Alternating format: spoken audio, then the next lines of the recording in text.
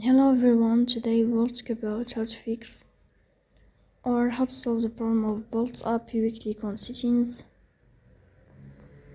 Here you will click on apps, default apps, app settings.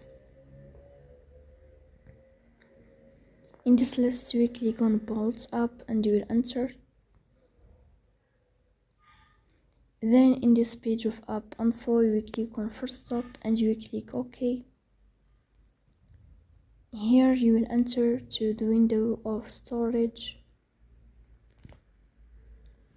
Then you will click on clear cache. Here you will turn on your airplane mode and you will turn off your airplane mode again to fix that problem. So that's all. Don't forget to support us by like and subscribe. See you next time in another video and thank you for your watching and your attention.